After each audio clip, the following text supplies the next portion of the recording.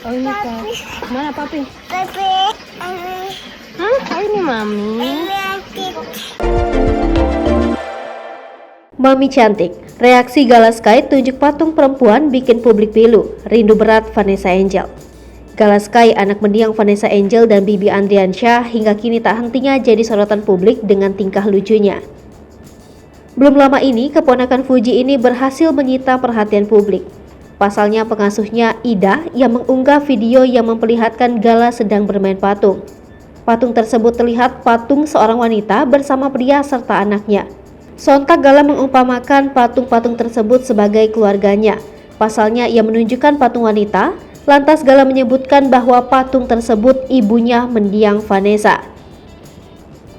Ia pun kembali melemparkan pujiannya pada Vanessa Angel dengan menyebutnya cantik.